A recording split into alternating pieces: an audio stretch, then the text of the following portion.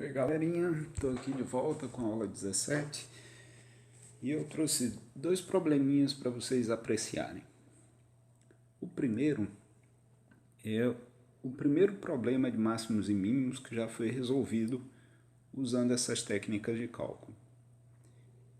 Imagine o seguinte, imagine que você tem um arame aí de comprimento L. E você precisa dobrar esse arame num formato retangular. Então imagine que você tem L de comprimento de cerca e aí permitem que você cerque um terreno com esse comprimento de cerca. Tá?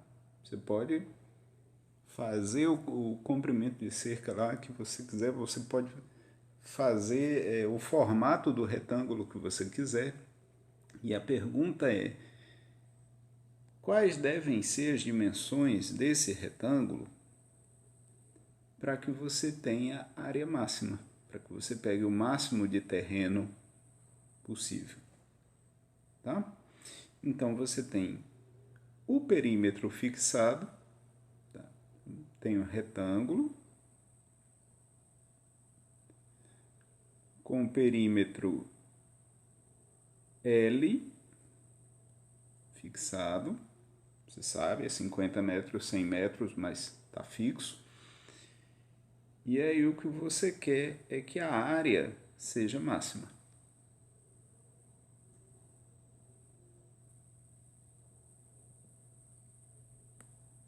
Bom, a área de um retângulo é x vezes y. E o perímetro aqui, né, vai ser 2x mais 2y. São as dimensões. Então, qual deve ser a dimensão desse retângulo? Qual deve ser o valor desse x e desse y para que você tenha a maior área possível? Então, vamos lá. Já que a área está aí em função de x e y, e você tem aqui uma restrição sobre as dimensões do retângulo, então vamos tirar aqui as dimensões, a dimensão y dependendo de x. É L menos 2x sobre 2. Ou seja, é L sobre 2 menos x. Fazendo a substituição agora desse y na área, eu vou ficar com a área em função de x. Vai ser x vezes o y, só que o y é L sobre 2 menos x. Ou seja, isso é L sobre 2x menos x2. Derivo. Vai dar L sobre 2 menos 2x e igual a zero. E aí eu vou encontrar o ponto crítico. X igual a L sobre 4. Ora, mas se você fizer x igual a L sobre 4 e colocar aqui, você vai encontrar y igual a L sobre 4 também. Fazendo o teste da segunda derivada, você vai ver que isso é realmente um ponto de máximo. Agora, se você estiver na situação que mandarem você cercar um terreno retangular com alguma cerca, você tem que optar pelo quadrado, certo? Quando você tem a dimensão x igual à dimensão y. Isso vai te dar a maior área possível. Então, esse era o primeiro problema. O segundo problema está aqui. Uma estimativa do valor numérico de uma certa quantidade deve ser determinada a partir de n medidas, x1 até xn. A estimativa pelo método dos mínimos quadrados é o número x que minimiza a soma dos quadrados. Então, é o seguinte. Você tem lá uma coisa qualquer que você deve medir, tá? Um experimento que você está fazendo e aí você tem N medidas. Você vem num dia, mede e está lá. Vem no outro dia, mede, repete o experimento e aí você tem outra medida. Tá? Então, qual é o valor que você vai usar para representar essas medidas todas que você está tomando? O método dos mínimos quadrados significa que você vai pegar o valor x que está a uma menor distância de todas as medidas que você tomou. Tá certo? Quando você faz x menos x1, você está pegando a distância de x até x1. Elevando isso ao quadrado, tá? Você elimina o problema do sinal. Quando você pega x menos x2, você está pegando a distância de x até x2. E assim por diante. Então, quando você soma todas essas distâncias, você está querendo o valor x que te dê o mínimo dessas distâncias. Então, a função já está aí. Eu estou apresentando esse problema por questão de informação mesmo. Porque esse método ele vai aparecer em qualquer área. Tá? Se você faz algum experimento, você vai topar com o método dos mínimos quadrados em algum momento na sua vida. Então, qual é o valor desse x? Qual é o valor x que te dá a melhor estimativa para esses, dado que você tem essas N medidas aí que os experimentos revelaram? Então, a ideia é que minimize esse S.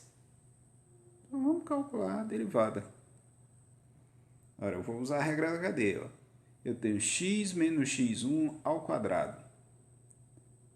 A regra da cadeia me diz que eu faço a derivada 2 vezes x menos x1, usando x menos x1 como se fosse uma coisa só, e multiplico pela derivada que está dentro do x menos x1, que é 1. E aí eu vou repetir esse procedimento em cada parcela. Na segunda parcela, eu vou ter a derivada 2x menos x2, também multiplicado por 1, né, que vai dar a mesma coisa, e assim por diante, até a última, 2 vezes x menos xn. O 2 pode ser colocado em evidência. Na verdade, eu vou fazer o seguinte, como eu quero igualar isso a zero, eu vou colocar o 2 em evidência, vou pegar o x daqui, somar com o x daqui e assim por diante até o último x. Quantos valores de x eu tenho? Quantos x's eu tenho? Tenho n, certo? Então, isso vai me dar nx menos x1 menos x2 e assim por diante até xn. E vou igualar isso a zero.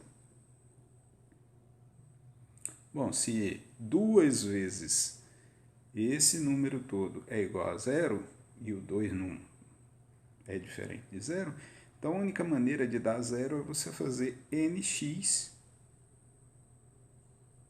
menos x1 até menos xn.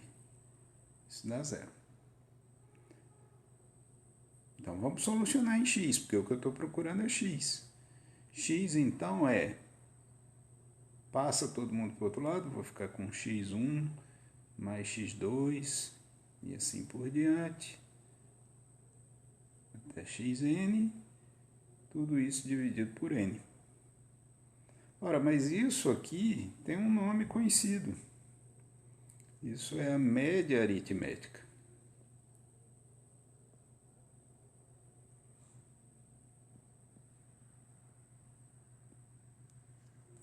certo?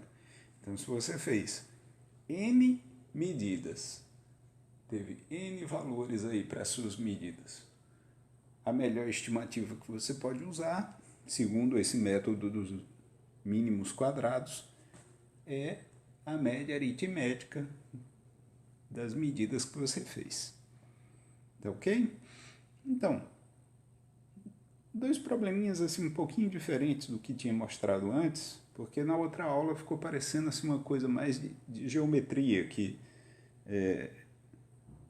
se aplicava somente em geometria, embora que o primeiro tenha sido também. Tá? Não vai haver uma lista para essa aula, porque essa aula é um complemento da aula passada, mostrando só mais exemplos, tá? E com esse assunto a gente termina a parte da segunda avaliação, tá certo?